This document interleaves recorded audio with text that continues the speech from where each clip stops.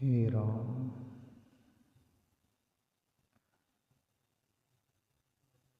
हाँ प्यारे मित्रों,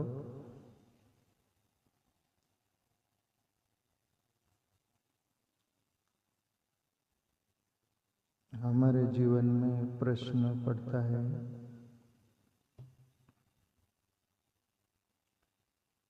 कि ईश्वर की भक्ति करते हम, भजन करते हम,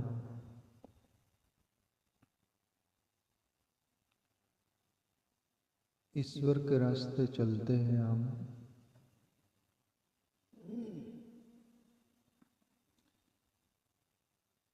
तो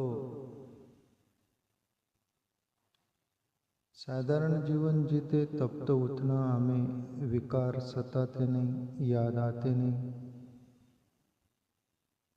और ईश्वर के रास्ते क्यों इतना सारा आता है, ऐसा प्रश्न पड़ता है।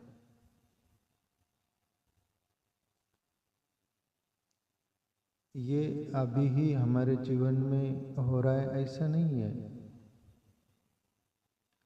ये बहुत पुरानी बात है।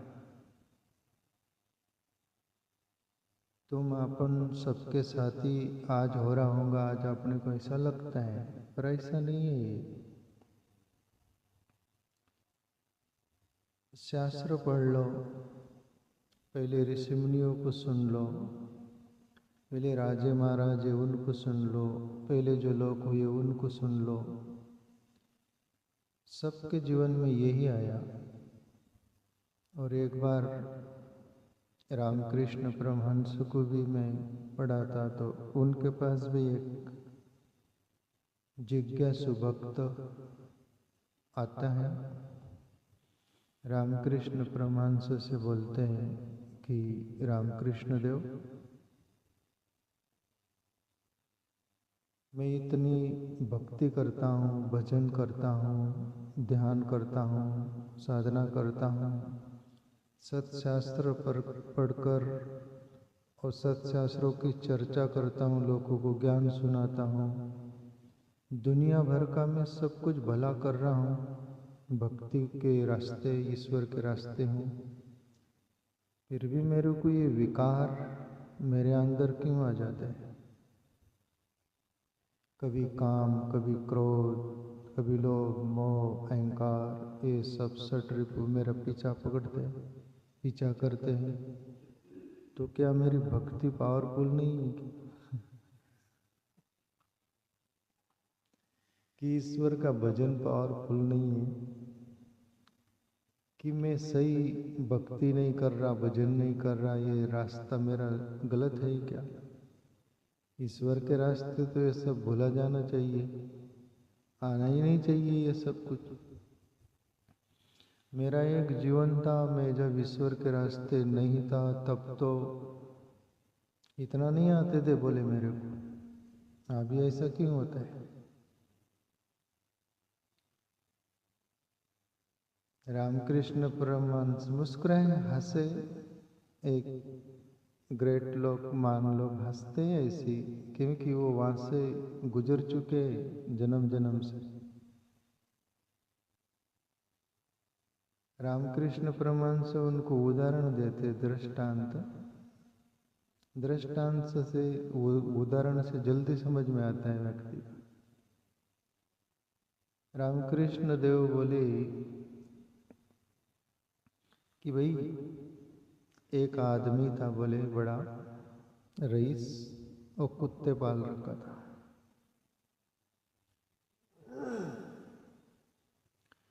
कुत्ते पाल रखा था तो इतना प्रेम करता कुत्तों से, वो उसका कुत्ते से, कभी कभी तो हद पार कर देता, कुत्ते के मुंह को मुंह लगाकर बैठा रहता, आंख के बंद करके, इतना प्रेम करता।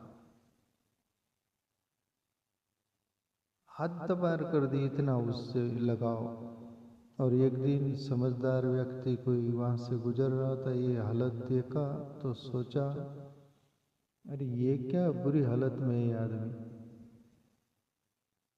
वो कुत्ता पाल रखा था, उससे प्रेम मुंह को मुंह लगाए बैठा था, उससे वो भला आदमी बोला, अरे ये पशु है, कभी इतना तेरा प्रेम काम नहीं आएगा। वो बिगड़ गया ना, तेरा मुंह ही तोड़ लेगा, तुझे काट लेगा वो आदमी को जिंदगी में कोई बोला ही नहीं था ऐसा, ख्याल में आया ऐसा कुछ दृश्य या कोई बात मिली नहीं थी। काट लेगा वो आदमी, इतना बोलकर चला गया होगा, पर ये आदमी ने उस कुत्ते को गोद में से फेंक ही दिया। कुत्ते को भी आश्चर्य आया कि ये क्यों फेंका मेरे को, इतना प्रेम करने वाला लगता ही है ना। हम इतना प्रेम करते किसी को भी और उसको यदि ऐसा फेंक दे या दूर कर दे, दुर्लक्ष्य हो जाए उसके प्रति, उसको विचार भी तो आता है कि पहले तो बहुत प्रेम किया, अब क्या हो गया। पर आदमी दूर क्यों करता है, उसको फेंकता क्यों, मान लो दूरी क्यों बनाना चाहता है कि तेरे से भला नहीं हो सकता, तो हानिकारक है, इसलिए उसको दूर कर देता है। तो सामने वाला भी परेशानी में आ जाता है।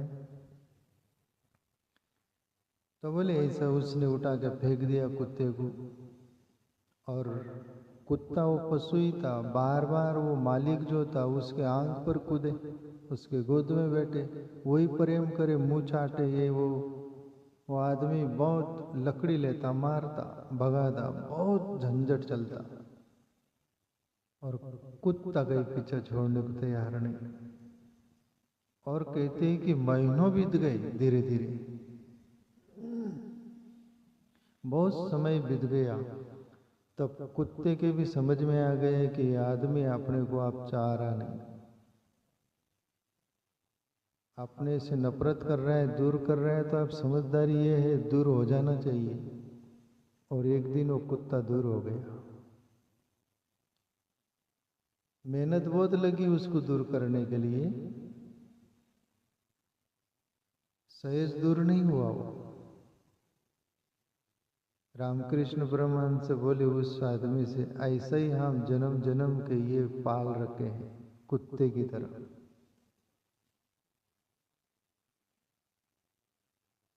यथा योग्य उनके साथ व्यवहार नहीं किया, एकदम गले लगा लिया, सर पर बैठा लिया। ईश्वर ने जो भी तुम्हारे अपने अंदर दिया है प्यारे मित्रों, काम, क्रोध, लोभ, मोह, अहंकार, सभी कुछ, इसका यथा योग्य सदुपयोग बोल दो उसको, उपयोग बोल दो उसको। उपयोग के रूप में लेना और छोड़ देना। और अपन ये आदमी जैसा कुत्ते का मुंह को मुंह लगाकर बैठा रहता था, वैसे ही लगाकर जन्म जन्म से बैठे हैं अपन। और फिर ईश्वर भक्ति कर रहे, भजन कर रहे, नाम स्मरण कर रहे, ध्यान कर रहे, मन लगता नहीं, ध्यान में भी अंदर मीटर चलता है, कभी काम की दौड़, कभी क्रोध की, लोभ की, मोह की, अहंकार की। तब आदमी को लगता है कि ये भजन है कि क्या है। आदमी को लगता है कि इससे तो मैं घर पर अच्छा था, या मैं कॉमन जीवन जीता था, दसों दरवाजे खुले, खटमल की तरह खटर पटर करते चलता था, वो ठीक था। ऐसे विचार भी आता है ना।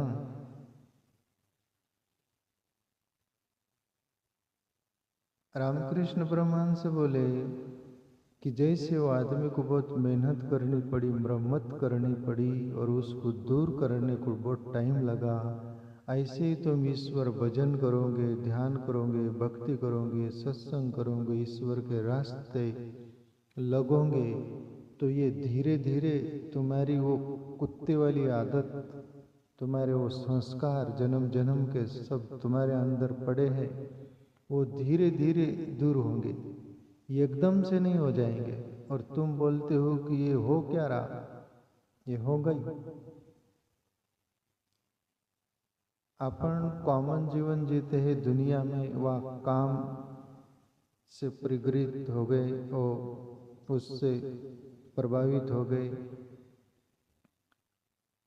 काम के वश हो गए, काम के चुंगल में पड़ गए और काम भोग लिया, वैराग्य आता है उसके पीछे, तो फिर वो सोचते रहे यार ये धंधा ठीक नहीं है, हरि का भजन और भक्ति ये सब कुछ साधना यही ठीक है, ये क्या धंधा है, वह वैराग्य होता है। फिर तुम भक्ति भजन भाव में लगते हो, वहाँ संयम नियम से रहते हो, फिर वो पुरानी आदत वहाँ सताती है, काम आता है भैया क्या कर रहा है, इधर किधर, ये अपना रास्ता नहीं। फिर तुम सोचते यहाँ भी आ गए, उसके पीछे तुम पड़ते हो कि छोड़ मेरे को। ऐसे ही एक कुत्ता जो आंख पर आता था बार बार, क्यों, बहुत गले लगाया था, घर पर थे, क्रोध पकड़ लिया गला, क्रोध के वश हो गए, क्रोध कर लिए, पछता है, अरे यार क्रोध ठीक नहीं है, साधु संत के सत्संग में जाना, भजन भाव भक्ति यही सब ठीक है, क्रोध करके क्या मिलता है, फालतू दिमाग खराब होता है। वहाँ वैराग्य आता है तुमको, वहाँ क्रोध को तुम देख लिए, पर यहाँ भक्ति भाव में लगे, एकांत बैठ गए आंखें बंद करके, वहाँ कभी कोई बात हो गई, ऐसा क्रोध अंदर चलता है, ध्यान में बैठे हो तुम पर क्रोध अंदर चल रहा है, अप डाउन कर रहा है, ध्यान में बैठे हो आंख बंद करके, पर क्रोध खेल रहा है वहाँ खेल, कभी काम खेल रहा है, वहाँ दिखता नहीं, यहाँ दिखता है। और खुली आंख ज्यादा दिखता नहीं, पर बंद आंख ज्यादा दिखता है। तुम बंद आंख कर लो, इतना मीटर चलता है ना अंदर, वो लाइन का मीटर भी कम चलता है, इतना फास्ट चलता है वो। तब तुमको लगता है कि ध्यान ठीक, क्या भजन ठीक नहीं, यार वही ठीक है, खुली आंख।